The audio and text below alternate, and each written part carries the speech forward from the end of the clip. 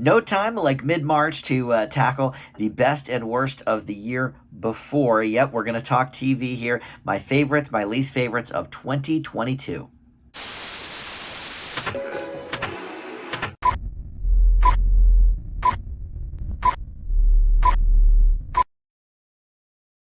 Hey guys, Dan here. This is Dan Reviews It. Welcome to my best and worst TV of 2022. Yes, I actually made this list a few weeks ago, but a matter of just sort of sitting down and taking the time to present it to you. And I was doing my weekly TV news and reviews videos up until January of this year, but my schedule has changed a bit, so more tackling shows just kind of one-on-one with videos. But over the course of 2022, my fourth season of doing the weekly TV news and reviews, I covered 293 shows, and these are all new shows that have premiered. So my best and worst list reflects shows that debuted in 2022. Yes, there are, I'm sure, great seasons of older shows that could appear on a best and worst list as well, but since my TV news and reviews kind of is focused on, or was focused, I should say, on the brand new shows of the week, that's what's going to be reflected here. So these are really the best and worst shows that you could say debuted in 2022. So it's going to be all that stuff. And of those 293 shows, I think it's interesting to note 110 of them got grades from A to B plus for me. So a lot of really, really good stuff. We keep hearing about peak TV and everything, and I find that to be true. I mean, overall, if you look at sort of a graph of my movie reviews for 2022 and my TV reviews for 2022, the TV stuff, much higher. Now, I do think it's also harder to grade TV because you're not grading something that is necessarily complete. You're grading, based on the first 2 or 3 episodes of what will be, a multi-episode season or perhaps a multi-season series. So, maybe we grade on a little bit of a curve for that, but I mean, over 1/3 of the shows then debuting in 2022 got an A minus, or a B plus from me. So before we even launch into the top 25 and my different top fives that I have, I'm just going to list off the A minuses that I gave out that did not make the cut for the top 25, because I think they're all, worthy of inclusion on, a bigger like top 40 type list. But so just alphabetically going down the list: 61st Street, 1923, Andor, Angeline, The Best Man, Final Chapters, Cabinet of Curiosities, Friend of the Family, House of the Dragon, that was a big one last year, Interview with the Vampire, Julia, The Last Days of Ptolemy Gray, Life and Beth, The Man Who Fell to Earth, Mo, Ms. Marvel, The Old Man, Our Flag Means Death. That was a funny one. That probably would have been number 26. Like, that was real close to the list. Pretty Little Liars, Original Sin, The Resort, She-Hulk, Attorney at Law. That one got some mixed response, but I really enjoyed it. Shining Girls, The Summer I Turned Pretty, This Is Going to Hurt, The Watcher, and Women of the Movement. The Watcher, that was a big mini-series on Netflix. I think that is returning, though, for a season 2.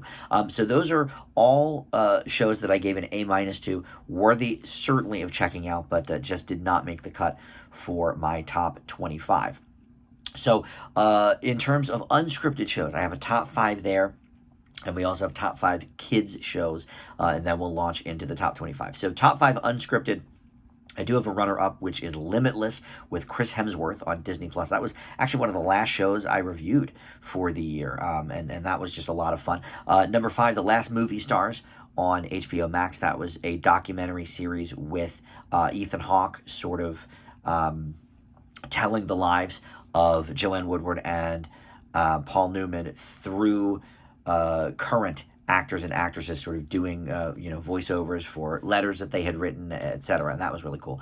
Trainwreck Woodstock 99 on Netflix is number 4 for the unscripted of the year. I think it pairs well with the Woodstock documentary film on Hulu that I gave an A to in 2021. I think is when that premiered. But yeah, I think the two kind of blend together well, but you could also watch each one separately and get a lot out of it. Would I Lie to You, number 3 on the CW, a fun game show hosted by Asif Manvi, and an import from England, but this is not a lot of times the CW will just put on shows from England as is, but no, this is an American version of that game show, and that's a lot of fun.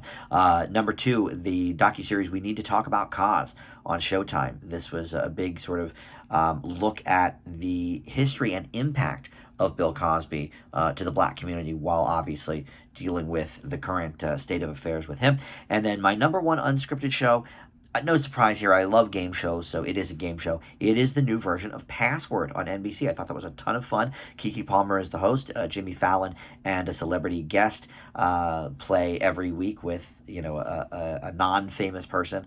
Or wait, maybe it's all famous people. Now I can't remember. It's been months since I saw it, but a lot of fun with that one. All right, moving on to the top 5 kids shows of the year. I'm going to give 2 runner-ups to shows that premiered on Apple Plus the same week. I reviewed them in the same show, and I gave them both A-minuses. Amber Brown and Best Foot Forward. Lots of good stuff for the whole family there. Apple Plus continuing their journey on really, I think, being the best at kids programming, providing the best kids programming out there. Number 5, Sonic Prime on Netflix. Again, one of the last shows I reviewed in the year. It debuted in, I think, late December or mid-December, and really cool, sort of a multiverse thing with Sonic. Number 4, The Fairly Odd Parents, Fairly Odder. That is on Paramount Plus, and obviously a continuation, but a live-action continuation. Well, I guess it's more of a hybrid, you could say, because Wanda and Cosmo are both still animated, but everybody else is live action, and that was fun. Number 3, Apple Plus, again, Fraggle Rock, Back to the Rock. Again, this is an update, obviously, of an older series, originally from the 80s, from the Henson Factory. Number 2, Hamster and Gretel on the Disney Channel. This was, I didn't know what to expect with this, but it was a lot of fun. An animated series about a superhero hamster, basically. And then number 1, Big Nate on Paramount Plus.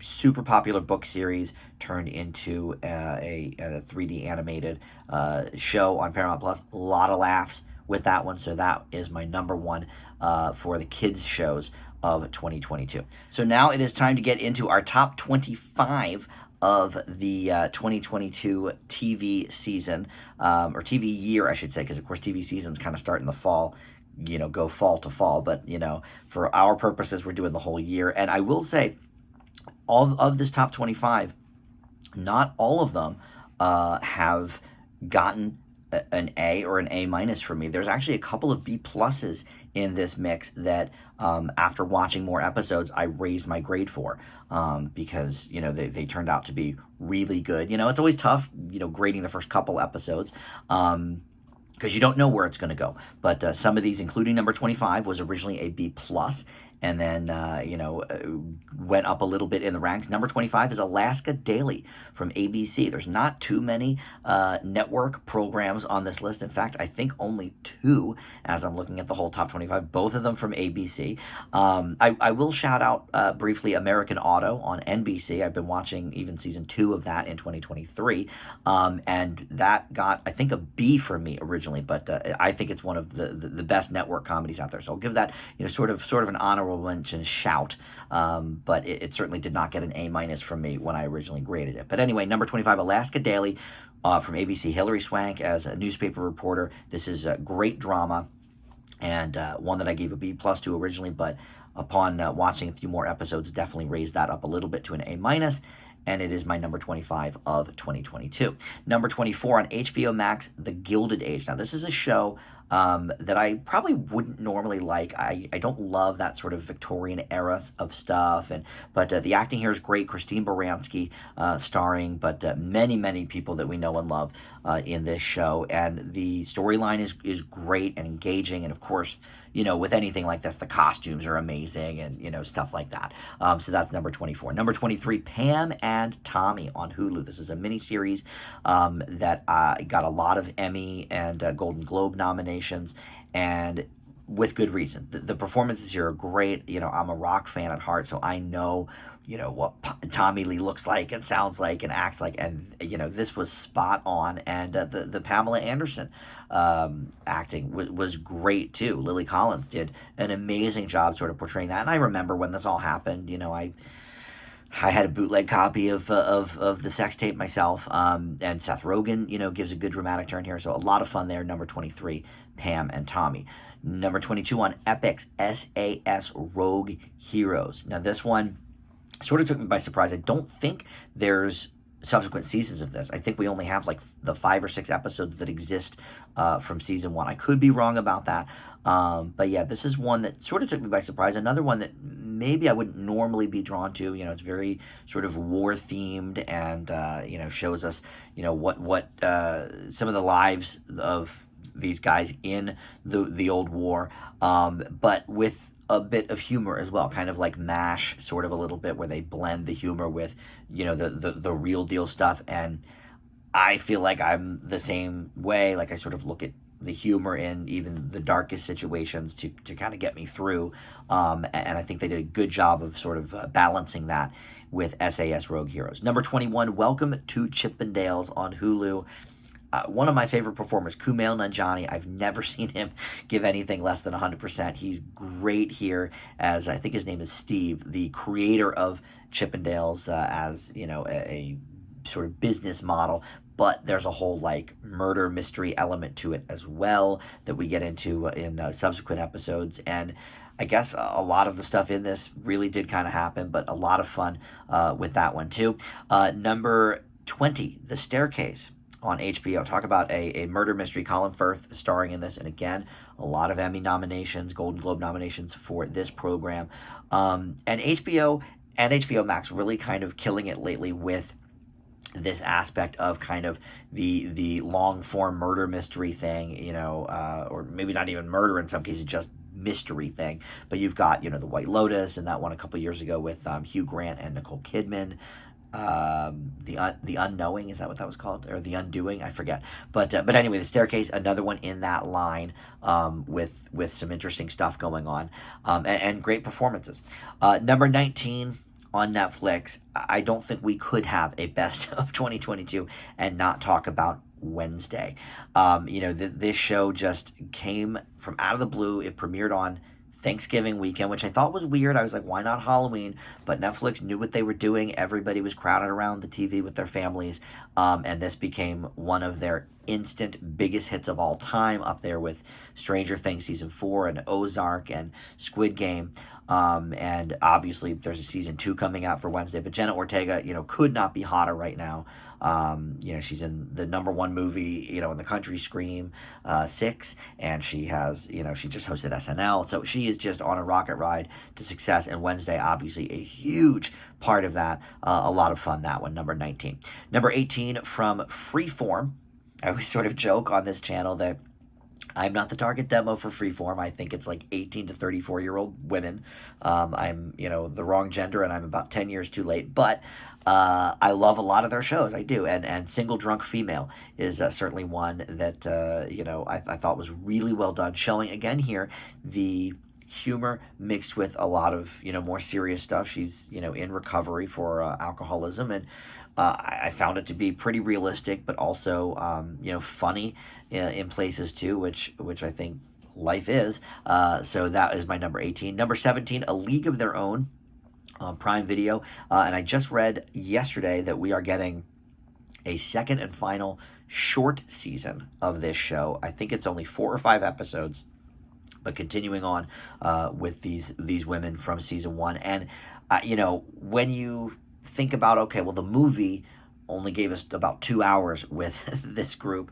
Now we already have a full season 1, and now we'll have a few more hours with season 2. So, okay, you know, but I think there's so much more to explore here, with, you know, the different teams and the women involved. And, you know, obviously the show delves a little bit more into, you know, some of the racism components than the movie did 30 years ago. So unfortunate that it's sort of wrapping up so quickly, but definitely one of my favorites of 2022. League of Their Own is number 17. Number 16, Heartbreak High on Netflix. I think you'll see a handful of these sort of high school shows that Netflix has done great with. Like, if Apple TV has given us, you know, the best kids programming, I think Netflix has given us the best teen and young adult programming over the years. Last year on my best of list, the Babysitters Club was included there, and already this year, Wednesday I've talked about, but Heartbreak High is another one in that list with, some really realistic situations and some, kind of infighting between friends and gossip and all of that kind of stuff, but really compelling. So I love that one. All right, number 15 on Apple TV Plus, 5 Days at Memorial. Whew, this is an intense one. It's all about the Hurricane Katrina and the hospital workers involved, sort of right in kind of the eye of that storm, and the wings getting separated, and the power going out, and how do we save these people? And another wonderful performance from Merritt Weaver as well. Number 14, suppose I could say this really is number one on the top five kids show, because it's the only one that really made my top 25. But so I guess put this above Big Nate. But Lost Ollie on Netflix. It's a mini series, and I guess this is based on a book or something. I sort of forget, but I was unfamiliar with it, and I loved the animation. The voice work is great, and the storyline is good, and it's really it's sort of intense. Like I just based on the character designs, I thought, oh, this will be cutesy, but no, there's a lot of peril here, that maybe is could even be too scary for young kids. But I thought that was really enjoyable. Very well done. Number 13, Star Trek: Strange New Worlds on Paramount Plus, as all the new Star Trek stuff is. I think Star Trek, we're almost at the point of oversaturation. Much like Star Wars and the Marvel stuff on Disney Plus. It seems like every few months we're getting a brand new Star Trek show. It's a little overkill, I think, but I think this is the best of all of the recent Star Trek stuff. I love that it's episodic instead of, you have to really pay attention and be clued in for the whole season. And no, you could just pick this up. Now, with streamers, obviously, you're going to watch it, in order. But really a nice sort of reinvigoration of the franchise for me. So that is number 13. Number 12, From on Epix. Whew. Now, this is Harold Perrineau from Lost, but it's very, very Lost-ish in its elements of mystery and just kind of the way it's shot, and the way that things sort of unfold. Lost set the template. We know this, 20 years ago almost at this point. And I heard there's a documentary, as a side note, I heard there's a documentary coming out about Lost and, its impact on television, and, how it really banded everybody together on the internet to do their conspiracies and stuff. So anyway, this show, though, is a lot in that vein. I wouldn't say it's as good as Lost, but definitely some good stuff there. And I think season 2 might have already come out. I don't have Epix anymore, so I don't know, but I'll have to catch up at some point. And then, all right, number 11, this has already been canceled. Paper Girls on Amazon Prime. Kind of a bummer, because I really liked it. It was about these newspaper delivery girls, but it had, a lot of sci-fi involved. Some sci-fi I'm learning on my list here, just in these last few. From is a bit sci-fi for sure, and then, of course, Star Trek. So, definitely, movies, sci-fi is hit or miss for me, but a lot of TV shows, because I think they are longer form, and that helps them kind of really delve into the story better. I find that's where I think the most compelling sci-fi stuff is, and that dates back to the Twilight Zone and the X-Files after that and everything else. So, but I like that, but unfortunately we will not get a season 2 of that one. All right, so we're going to pause from the best and talk about some of the worst. I gave D's or F's to 16 shows. So instead of doing a bottom 10 or a bottom 15, we're just going to say this is the bottom 16. These are all of the D's and F's I gave this year, sort of in my own order. So let's talk about that. ABC. I'm all about the game shows, but this one was just too stupid. It's a large scale version of Jenga, basically. It's called The Final Straw. And Janelle James is an okay host, but it was just the same thing over and over again. How many different towers can you make out of different objects, and then try to take one away? It's like, it was just kind of lame. Number 15, The Garcias on HBO Max. A family show, but did not bring the funny for me. The acting I thought was subpar, so we leave that there. Number 14, The Undeclared War on Peacock. I don't even remember much about this, and this was a late year entry too. But Simon Pegg was in it, and I just remember it being very, very boring. Number 13, another game show, Barmageddon on USA. Blake Shelton, I'm not a huge fan of anyway. This is like his sort of brainchild, whatever. But it's just a bunch of bar games and bar bets and stuff. And I'm not a bar person. I don't want to do that in real life. Why would I want to watch it on my TV?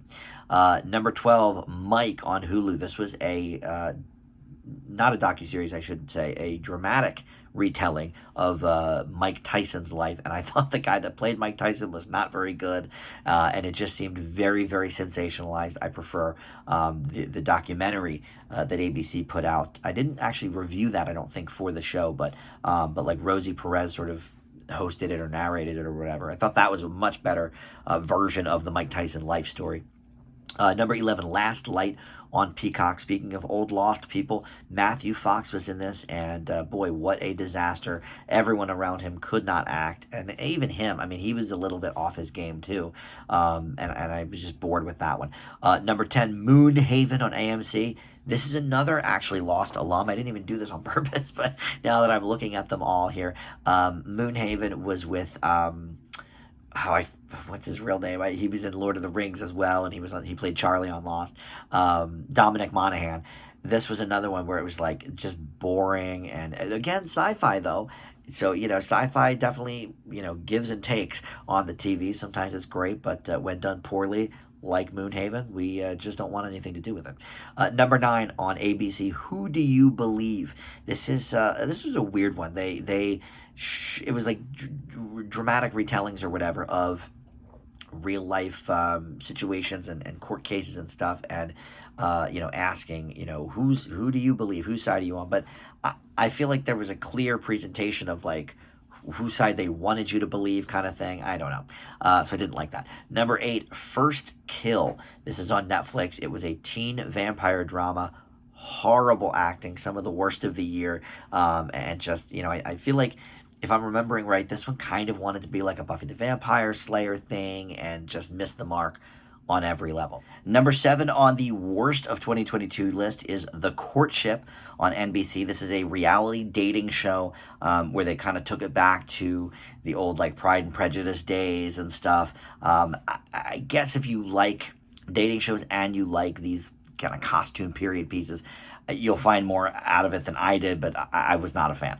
Number 6, Joe versus Carol on Peacock. Oh my God, this was such a mess. This was the Joe Exotic dramatic retelling. Kate McKinnon played Carol Baskin. I forget who played Joe Exotic, but he wasn't anybody really famous or anything. But yeah, this was just a mess. And who cares? Why would we want to watch that when we do have the craziness that is the actual documentary, Tiger King? It didn't make sense to me, and proves to me once again that I don't think Kate McKinnon is going to have a long career after she left SNL. All right, number 5. Now these are all the Fs. I gave 5 Fs this year. All the ones I already mentioned were Ds. These are Fs. Number 5, Fairview on Comedy Central. This is one of those adult animated series that just, the joke is that they're so dirty and gross out and whatever, but there's no jokes here. I think this was, if I'm remembering right, I think this was Stephen Colbert's, kind of brainchild, and I believe he acts or does a voice in it as well. But yeah, just very, very poor. Number 4, Leonardo on the CW. This was about Leonardo da Vinci, but again, it just really sort of goes off the rails and takes some sharp turns that don't make any sense. The acting poor yet again. And this was, I think, an import as well. The CW doing a lot of imports these days. I think this was one of them. Number 3, Farzar on Netflix. This is another adult animated comedy. It's easy to do an adult animated comedy that just, you say a bunch of F-bombs and you say, a bunch of toilet jokes, and it's like, but you have to have a storyline. You have to have characters that anyone gives a crap about. So that was no good. Number 2, The Professionals on the CW. Now, this was an import as well. My buddy Tim and I, when we were reviewing all of the fall TV shows on broadcast networks, this was, I think, an F from both of us. I think he wanted to maybe not give it an F because Brendan Fraser's in it. And look, obviously, Brendan Fraser is having a huge comeback. He just won an Oscar the other day for The Whale. Okay, we got it. We love Brendan Fraser, but this show is almost unwatchable. I mean, the effects are horrible. The scripts stink. Even Brendan Fraser just he wasn't doing a good job in this because there was no good job to be done, really. So all right, that is number two. The worst show of the year, though, of 2022. Number one, worst. No surprise, I suppose, that it is a reality dating show because that's not my thing. I do like some of them, I must admit, but this was certainly not one of them. It is a redo of an old show that was already horrible. Joe Millionaire, for richer or poorer. They did Joe Millionaire like 20 years ago. It was horrible then. I think maybe they did a second season too. But then now they've brought it back and made it just as stupid as before. There's that old adage, if it ain't broke, don't fix it. Well, this was broke even from the beginning. And I guess no pun intended because he was broke, right? Wasn't that the gag in the original? They thought he was a millionaire, but this one, they don't know if he's a millionaire. I think there's a couple different guys in it. One of them's a millionaire, one's not. I forget. It was earlier in the year, but it was horrible. I gave it an F. So that is the worst of 2022. So let's get back to the good ones, shall we? We've got the top 10 here. These are all, not all even A's or A minuses. There's still a B plus that I have raised my grade for dramatically over the course of the season. But first, we've got number 10, Peacemaker on HBO Max. We talked earlier about League of Their Own, being a movie turned into a great TV show. And here, The Suicide Squad from 2021, the newer version of The Suicide Squad. And that has produced this wonderful and funny and, clever and also action-packed show called Peacemaker. John Cena, I had my doubts about him when he first burst on the scene. Look, there's no doubt he's a nice guy. He's done more Make-A-Wishes than anybody in history. We get it. The guy's awesome. And he's very charismatic. But I have to say, in terms of his movie and TV work, I think he's also got more range than Dwayne Johnson, for example. I think John Cena could be our finest wrestler turned actor, and Peacemaker is another great example of that. We're going to get a season 2 of that. I don't think it's started yet, right? But I think we're going to get that later on this year. Number 9, High School on Netflix. This is another, obviously, coming-of-age high school show. Tegan and Sarah, the musical duo, are behind this, and it's basically about them. It's sort of a not a biography necessarily, but sort of, the twin sisters, and I think their names are Tegan and Sarah in the show too. So not exactly maybe their life story, but certainly drawing from. And another one on Netflix that I found to be very authentic, very real, and some good drama there. Number 8, Minx on HBO Max. This was heartbreaking that they did a season 2. They produced a season 2, and then HBO Max said, no, thank you, we're not going to run it, which has been, with Warner Brothers shows especially, that's sort of been going on lately. Snowpiercer on, what is that, TNT. They shot and, produced the final season, and that now is not going to air on TNT. So this will show up somewhere. In fact, I think I did read that Minx season 2 is going to be on something Freevee maybe. But in any case, we will see season 2, thank God, because season 1 was excellent. And I hated to see that go away. So Minx, very funny, very cool. And the guy from New Girl, Jake Johnson, is one of the stars of that. Number 7, this was a surprise to me because I didn't think anybody even really watched it or knew about it. But this made AFI's top 10 TV shows of the year, and it makes mine as well. HBO's Somebody Somewhere. And we are getting a season 2 of that. I think it maybe premiered already, so I'll have to look into that. But all of these shows that have been coming out lately about sort of, a singular person, but one that we maybe don't know, one that maybe isn't so famous or whatever, but, and just sort of slice of life kind of stuff. One of my great ones last year was also on HBO. Boy, I forget the name of it right now. Bilal Blag is the star of it, but that wasn't really on people's radars. But it did make a lot of year-end lists and stuff. So I was happy to see that. It made mine as well. I do so many shows, sometimes I forget their names, and I do apologize for that. But that had a season 2 that premiered, I think, late last year. I got to catch up on that one. But anyways, Somebody Somewhere is another one in that vein. It follows the journey of this woman sort of returning to her hometown, and her experiences there, and some of the old friends she had and some of the old enemies she had, and it's really, really well done. All right, number 6, The Afterparty on Apple TV Plus. So glad this one's getting a season 2. A lot of fun. It's a murder mystery, but it's a comedy as well. Each episode sort of taken from a different perspective of party guest. And for season 2, what I understand, Tiffany Haddish will be back as the police detective, and a couple of the other people from that first season returning as well. But there's going to be a new mystery and all of that, and hopefully in that same presentation. Very original show. All right, number 5, this one. Much like Ted Lasso a couple of years ago, I gave it a B+ upon original watch for the first couple episodes. But then as the season went on, I was like, oh my God, no, this is actually way better than this. This is an A-. Oh no, this is an A. This is one of the best shows out there. Felt the same about Ted Lasso as I feel about number 5, Abbott Elementary. Obviously, it's getting rave reviews from everybody, winning all of these awards. And this is one that technically did premiere in December of 2021. It had a preview episode for the pilot in mid-December, much like actually American Auto did, come to think of it. But really 2022 in January is when it got into the regular schedule, and we could watch more than just the pilot episode, because I like to watch, especially for a sitcom, I like to watch 2 or 3 to really, give it a fair shake here. And Abbott Elementary just kept getting better and better and better, and season 2 also, doing great. So that's my other network show that's on here, number 5, Abbott. Number 4 on Hulu, and I believe this was canceled, Reboot. This was such a clever show, and so many great people in it. Rachel Bloom from Crazy Ex-Girlfriend is one of the producers on it, and Paul Reiser is in this, Johnny Knoxville. There's so many great people, and it's about rebooting an old show. Keegan-Michael Key is in it, and all of the cast comes back for the show. It's just like a Family Matters type show, Growing Pains, kind of in that like family sitcom vein of the 90s.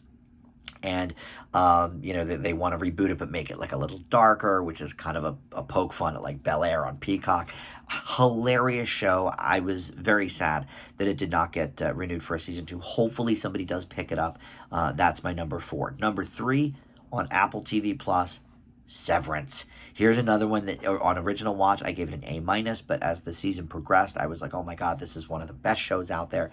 Talk about original, just the idea of having your home life and your work life be completely disconnected. I think a concept foreign to many of us, because we end up working from home when we're not even on the clock. We end up answering phone calls and X, Y, and Z. These people don't even know about their work self, and vice versa. Super, super dark and interesting and clever.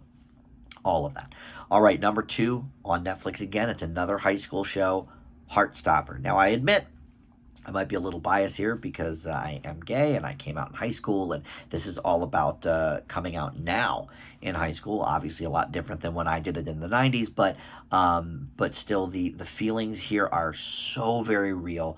And having a crush on somebody who is not of that persuasion. They're straight, but you want to be with them anyway, but then things maybe start to happen along the way. And this was a tough watch for me because it was so real. That I couldn't binge it. I had to sort of take my time with this one. But great show nonetheless. Really good acting too, and up for a lot of family Emmys. Now gay shows can have be up for in the 90s when I came out, that wouldn't have even been thinkable as family programming. But nice to see that the times have changed there. But all right, that brings us to number 1 of the year. This is one that I never had any doubt was amazing. I gave it an A right away. And it never left. And actually, it's probably an A+. I don't ever give A+ until the whole season is wrapped up, because it can go in any direction. But this one, I would say probably by the end of the season is an A+. So is Heartstopper, I guess, too. But it's on Hulu, and it is coming back for season 2. And I just saw a commercial for it, I think during the Oscars, for when it is coming back. And I forget, but it's very soon. We're going to get season 2 of The Bear. Oh my God, was this a great show? The Bear, so good, and I was sort of a shameless fan, but I lost that thread like in season 4 or 5. But Jeremy Allen White, similar character really, and it takes place in Chicago, whatever, but very very different at the same time, and just the writing here is some of the sharpest on TV. The drama stuff is great with the family, and then some of the other people that come in, but then the employees as well sort of have their own kind of thing going on, and the melding of the two, and just everybody firing on all cylinders here, including the writers, the directors, the producers. This is without a doubt the number one show for me of 2022. It's The Bear. All right, well, that will do it. I know, we took a little long to review or to give you the best and worst of the year, but now that is out there. Movies is next. I still have a few movies to catch up on, about 20 movies, so that will be coming probably in about a month's time. What are you going to do? Times are tough, right? But instead of my usual weekly TV news and reviews that I've been doing so far in 2023, I've been just putting up, 2, 3 shows in singular TV reviews every week. I'll put up 2 or 3, so you can check those out. I don't have the sort of weekly format anymore of the TV news and reviews, but what that means is if there's something you're a little more interested in checking out than something else, you click on that and maybe bypass the other one or whatever. But I will remind you, please subscribe down below. Would love to have you aboard there, and we look forward to the best and worst of 2023. It won't be nearly as many shows, 293 shows. That probably won't happen again, but I am going to try and hit maybe 175, 200. I think that would be a nice number to pull from for best and worst of 2023. So we'll get to that in due time, right? But thank you for watching. We'll see you next time on Dan Reviews It. Bye.